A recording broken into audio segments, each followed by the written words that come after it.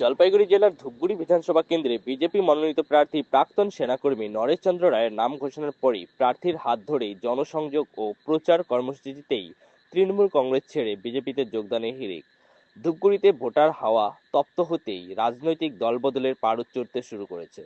এবার পালাবদলের ছবি ধরা পড়ল ঝাড় আলতা ১ নং গ্রাম পঞ্চায়েত এলাকায়।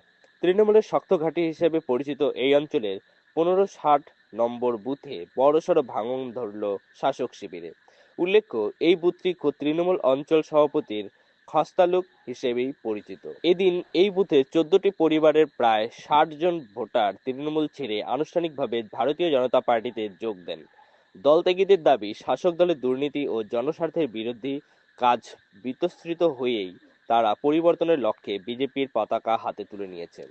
এই যোগদান কর্মসূচিতে উপস্থিত হয়ে বিজেপি প্রার্থী নরেশ চন্দ্র রায় বলেন, মানুষ এখন প্রকৃত পরিবর্তন চাইছে, আর সেই আস্থার জায়গা হয়ে উঠেছে বিজেপি। একসময় কংগ্রেস ও পরবর্তীতে তৃণমূলের এই দুর্গ হিসাবে পরিচিত এলাকায় ঘাসফুল শিবিরের এই ভাঙন আসন্ন নির্বাচনে বড় প্রভাব ফেলতে পারে বলে মনে করছে রাজনৈতিক মহল। আপনারা দেখছেন গজলডোবা নিউজ 24/7। আমি সঞ্জয়, সঙ্গে আকাশ। তো আজকে আপনাদের এখানে কি প্রোগ্রাম ছিল? আজকে ঝাড়ালতা ওয়ানে 14টি পরিবার ভারতীয় জনতা পার্টিতে আজকে ঝান্ডা ধরলেন আর সামিল হইলেন। কেন? টিএমসির দুর্নীতিতে, টিএমসির যে অপকর্মে এখানে আজকে অঞ্চল সভাপতির বুথে পঞ্চায়েত মেম্বার, ওই বুথের থেকে 14টি পরিবার আমাদের ভারতীয় জনতা পার্টিতে যোগদান করলেন।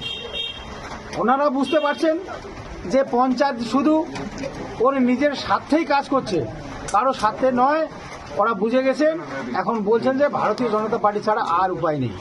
ভারতীয় জনতা পার্টিই পারে একমাত্র পশ্চিমবঙ্গের পরিবর্তন করাতে।